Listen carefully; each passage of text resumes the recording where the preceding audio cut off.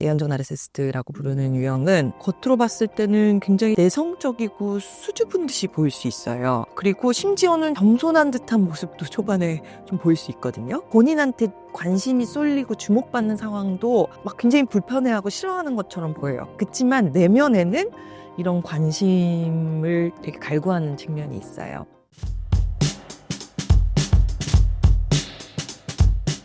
네, 안녕하세요. 저는 토킹 닥터스 의원에서 진료를 하고 있고 토킹 닥터스 토닥 유튜브 채널 크리에이터로 활동하고 있는 원은수입니다. 반갑습니다.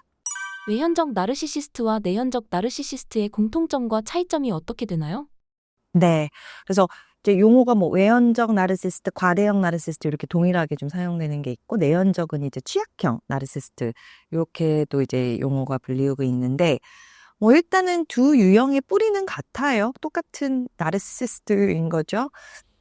그래서 이제 둘 다 이 내면의 본인의 어떤 결함이나 이 불안정한 자존감, 정체성을 가리기 위해서 이 소위 이제 우리가 자기애성 성격 특성이라는 좀 건강하지 않은 다른 사람들에게 이렇게 피해와 상처를 줄 수 있는 이런 성격 특성을 지니고 있는 어떤 사람들을 일컫는 건데, 그래서 결과적으로 공통적으로 두 유형 모두 기반에는 공감 능력이 손상돼 있고 스스로에 대해서 과대하게 생각을 하는 과대사고, 우월감, 특권의식, 그리고 굉장히 대인관계를 좀 착취적으로 피상적으로 본인이 필요한 것만 얻는 데 사용을 하고 또 과도하게 관심을 추구하고 그리고 질투심이 강하고 분노 조절이 어렵고 이런 특성들은 둘 다 이제 근본적으로 갖고 있는 건데 이제 보여지는 모습이 이 특성들이 겉으로 발현되는 방법이 다른 거고요.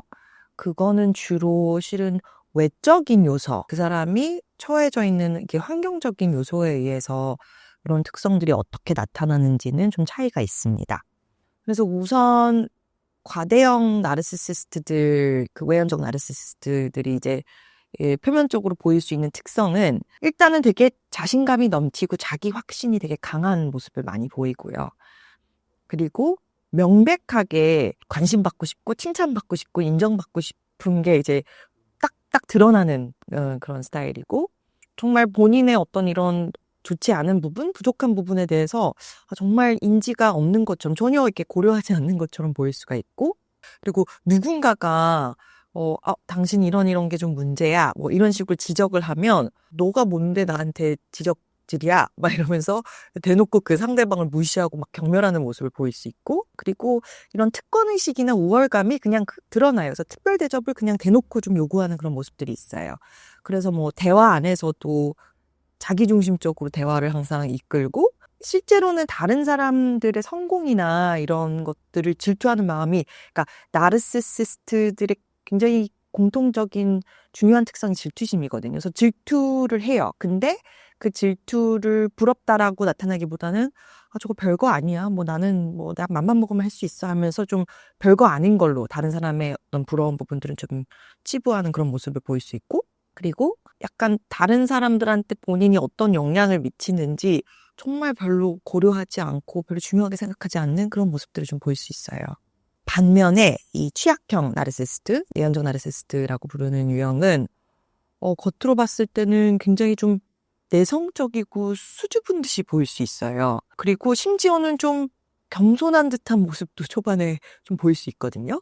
그리고 되게 약간 본인한테 관심이 쏠리고 주목받는 상황도 막 굉장히 불편해하고 싫어하는 것처럼 보여요. 그렇지만 내면에는 이런 관심을 되게 갈구하는 측면이 있어요. 누군가가 당신은 이런 게 좀 문제야 하면 굉장히 내적으로 그거에 대한 어떤 수치심과 이 분노를 경험하거든요. 근데 그거를 이제 과대형 나르시시스트처럼 막 대놓고 뭔가 당신이 뭔데? 이렇게 나타나지 않을 수 있지만 내면의 어떤 이 분노는 상당히 경험할 수 있고 그 수동 공격적인 공격성을 보여요. 그러니까 대놓고 뭔가 상대방을 비판하고 비난한다기보다는 굉장히 은근히 상대방을 굉장히 괴롭게 할 수 있는 그런 모습들로 일부러 어떤 일의 진행을 방해를 하기 위해서 자기 역할을 하지 않는다거나 굉장히 일 처리를 좀 일부러 늦게 한다거나 하여튼 수동 공격적인 모습들을 좀 주로 보일 수 있어요. 그리고 질투심이 상당해요, 내면에. 근데 그걸 이제 대놓고 드러내지는 않는 면이 있고 관계를 초반에는 좀 그래도 그러니까 학습된 공감 능력이 있거든요. 그래도 이렇게 해야지 사람들이랑 다가갈 수 있겠다. 그래서 초반에 관계 시작은 좀 어느 정도 하는 것처럼 보일 수 있어요. 상대방들한테도 그렇게 막 부담되는 모습으로 다가갈 수는 없지만 굉장히 상대방이 근데 자기를 어떻게 평가하고 상대방이 나에 대해서 약간의 비판적인 생각이나 그리고 쉽게 자존감 상처를 받기 때문에 그 어떤 관계가 쭉 이어져 나가기는 실은 쉽지가 않아요. 그래서 어떻게 보면 좀 관계를 피상적인 수준에서만 맺는데 본인이 약간 상처받거나 자존심 상하거나 하면 관계를 좀 끊어버리는 모습을 좀 보일 수 있고요. 그리고 되게 과대형 나르시시스트랑 달리 건강에 대해서 좀 염려하는 모습들을 많이 보일 수 있어요. 이게 이제 정신건강의학과적, 그러니까 심리적으로는 본인의 어떤 내적인 결함이나 결핍에 약간 몰입하는 그 부분이신 건강 염려하는 태도, 뭔가 내 몸에 뭔가 이상이 있지 않은가 이런 모습으로 좀 이어질 수 있어요. 그래서 제가 외적인 환경에 이제 영향을 많이 받는다고 말씀드렸잖아요. 그래서 예를 들어서 과대형 나르시스트와 취약형 나르시스트의 과대성을 비교하자면 과대형 나르시스트는 실제로 자기가 이뤄놓은 어떤 권력이라든지 재정적인 능력이라든지 유명세라든지 이런 거를 그냥 진짜 말 그대로 되게 과대하게, 그러니까 이미 자기 이루는 걸 되게 과대하게 부풀려서 표현을 하기도 하고 또 그걸 또 엄청 추구하기도 해요. 근데 이제 반면에 이런 외적인 성공을 이루지 못한 취약형 나르시시스트들은 실은 뭔가를 이렇게 막 과대형 나르시시스트처럼 자기의 과대성을 이렇게 내세울 수 있는 측면이 없잖아요.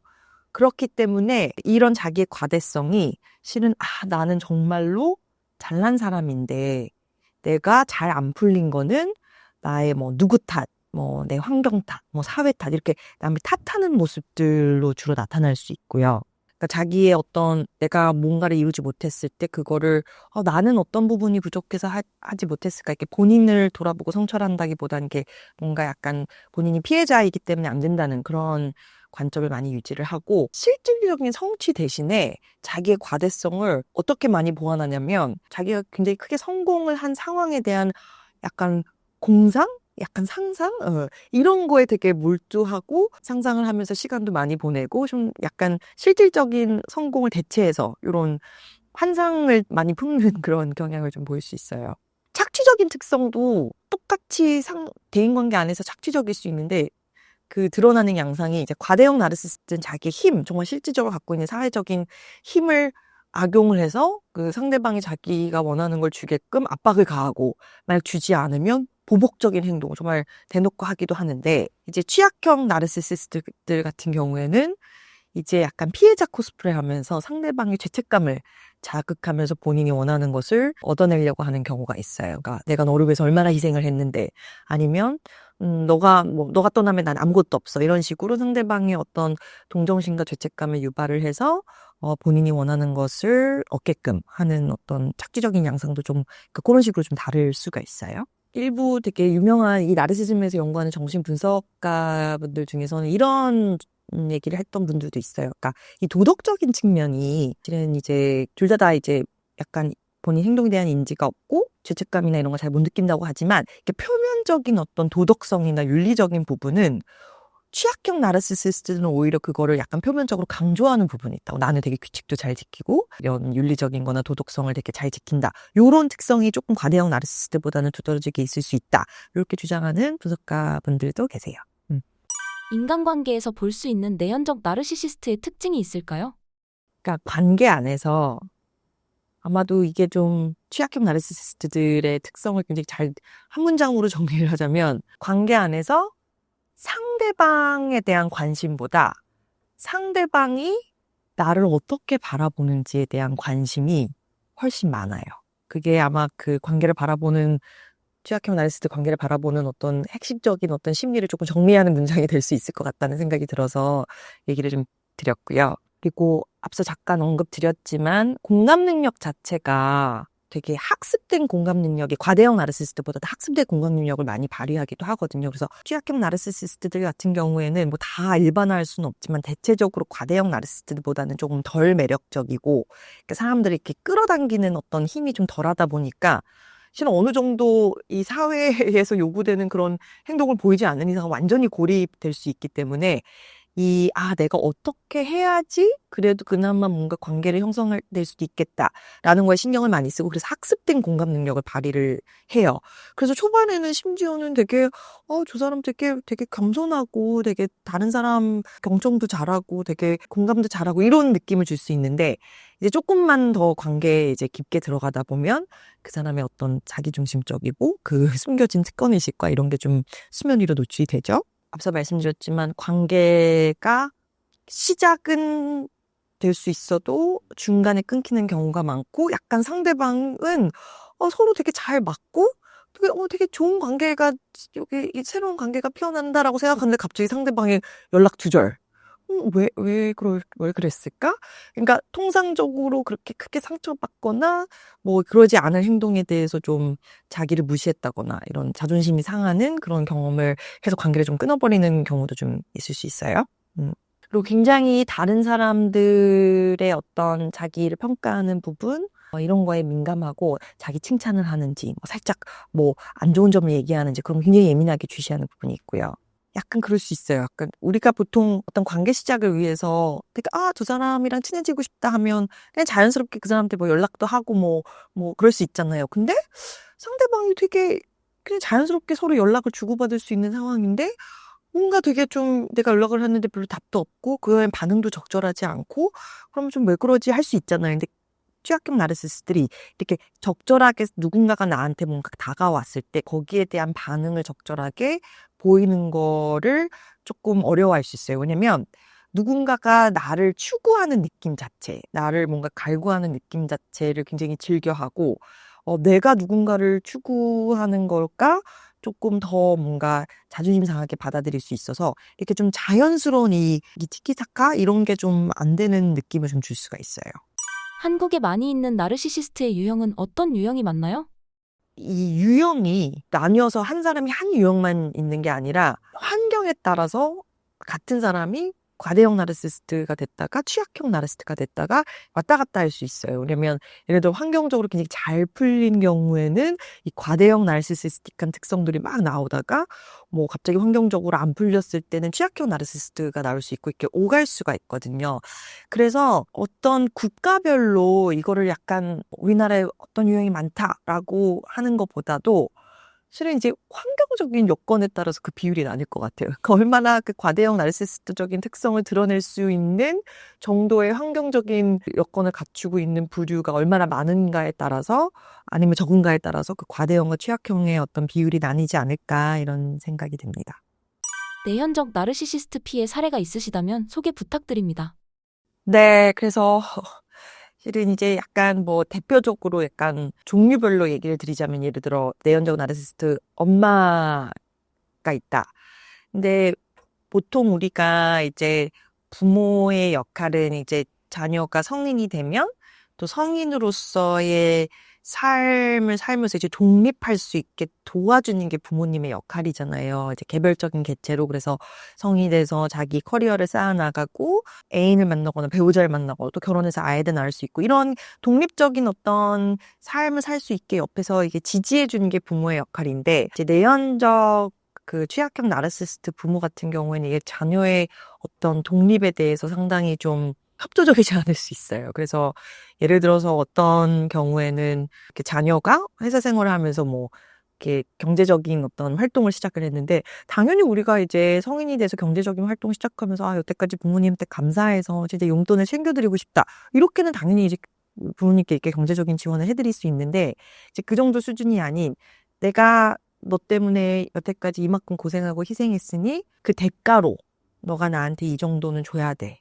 그래서 자녀가 실은 경제적인 활동하면서 자기가 이제 자기 자산을 모으면서 이제 또 새로운 가정을 꾸리게끔 그 기반을 만들어야 되는 부분이 있잖아요. 근데 그거 자체가 불가능할 정도로 금전적인 걸 요구를 하고 어떤 경우에는 정말 바로 그 급여 통장 자체를 약간 부모의 명의로 된 거를 주면서 이제 그 모든 이 경제적인 거를 이 통제를 하려고 하는 그런 케이스도 있었고요. 또 결혼할 상대가 생겼는데 이제 배우자를 되게 좋은 사람을 만났어요. 근데 부모님이라면 당연히 자녀가 좋은 배우자 만나면 기뻐해줘야 되잖아요. 근데 되게 취약형 나르시시즘이 이제 조금 어떻게 보면 조금 더 병적으로 자리 잡고 있는 경우라고 볼 수 있겠죠. 그 상황을 질투하고 그 만남으로 회방하고 그래 너 혼자 잘 먹고 잘 살겠다는 거지 나 혼자 여기다 버려두고 이러면서 오히려 그 관계를 회방하려고 하고 그런 경우가 실은 이런 나르시즘에 대해서 경험이 없으신 분들 에이 말도 안 돼 어떻게 부모님이 자기 자녀한테 그럴 수 있어 근데 생각보다 적지 않습니다 이런 케이스들이 그래갖고 취약형 나르시스트가 아빠다 그러면 이런 얘기 많이 주세요 밖에서는 세상 좋은 사람이에요 온순하고 갈등도 없고 막 예스맨이고 근데 이제 집에만 들어오면 이 자기 자격지심과 이 분노가 다 나오는 거예요. 막 누가 날 무시했고 자기가 날 대우를 하지 않았고 그래서 애꿎은 가족들한테 분노 폭발을 하고 이제 자기의 감정을 푸는 거죠. 그리고 이제 술이라도 마시는 내연적 나르시스트 아빠라면 이제 술 마시면 이제 굉장히 폭력적으로 변할 수도 있고 그래서 이제 그런 모습들을 묘사하시는 경우가 있고요. 내연적 나르시스트, 취약형 나르시스트가 이제 애인이나 배우자다. 그러면 본인 자체도 이렇게 사회적인 관계가 많지 않은 경우가 있거든요. 그래서 배우자가 뭐 친구라도 만나기로 하면 아니면 회사에서 뭐 회사 동료들이랑 뭐 어울리려고 하거나 하여튼 다른 관계들을 쌓으려고 하면 그 시간을 우리 둘이 쓰는데 사용해야지. 왜 다른 사람한테 이런 에너지를 써? 나한테 조금 더 관심을 집중해주면 안 되겠어? 하면서 굉장히 죄책감을 심어주고 충분히 좋은 애인이나 배우자가 아니라는 죄책감을 씌우고 굉장히 고립시키려고 하고 항상 자기의 이 저하된 자존감을 칭찬과 격려를 통해서 이제 위로받기를 원해요. 그래서 어떤 사람들은 이게 배우자가 아니라 뭐 애인이 아니라 무슨 아이랑 있는 것 같아요. 늘 칭찬해줘야 되고 격려해줘야 되고 으쌰으쌰 해줘야 되고 근데 막상 내가 힘들 때 뭔가 나의 힘듦을 토로하면 나는 그거보다 훨씬 힘들어 하면서 전혀 나의 힘듦에는 공감해주지 않고 그러한 모습들을 보일 수 있어요. 내현적 나르시시스트가 갖는 방어적인 태도와 나르시시스트가 아닌 사람들의 방어적인 태도의 차이점이 있다면 무엇이 있을까요? 우리 모두는 어느 순간에는 방어적인 태도를 보일 수밖에 없죠. 왜냐면 자존감이 완벽하게 높은 사람은 없으니까. 그래서 다들 나의 내가 부족한 부분, 내 실수, 이런 것들 가리고 싶죠. 그래서 초반에는 누구나 그런 마음이 있을 수 있고, 나르시즘 자체가 연속 선상에 있는 거고 나르시즘이 건강한 나르시즘도 있거든요. 그러니까 왜 내가 잘해서 칭찬받고 싶고 사람들한테 인정받고 싶고 그게 없으면 또 내가 열심히 인생을 사는데 실은 그게 꼭 있어야 되거든요. 그렇지만 건강하지 않은 나르시즘도 막 가벼운 정도에서 이제 아주 무거운 정도, 실은 병적인 정도까지 있는 거고 그래서 방어적인 태도는 누구나 보일 수 있지만 중요한 거는 그 방어적인 태도를 얼마나 자주 그리고 얼마나 강하게 보이냐는 거죠. 내가 나의 실책이나 이런 것들을 인정하고 싶지 않아서 방어적인 태도를 고수하기 위해서 상대방을 엄청나게 깎아내리고 상대방의 자존감을 깎아내리고 괴롭힌다면 그런 정도의 어떤 강한 방어를 보인다면 그거는 이제 문제죠. 그리고 많은 경우에 이제 나르시시스틱한 이슈가 강한 사람들이 그런 과한 방어적인 태도를 보이죠. 외현적 나르시시스트와 내현적 나르시시스트 중 더 위험한 유형은 어떤 유형일까요? 각자의 유형이 주변 사람들 주는 피해가 실은 각자 나름대로의 방법대로 실은 정량적으로 비교할 수 있을까 싶어요. 이게 둘 다 너무 막강한 어떤 피해를 줄 수 있는 부류이기 때문에. 그래서 근데 이제 인지에 대한 관점에서 바라보자면 과대형 나르시시스트는 좀 더 눈에 띄죠.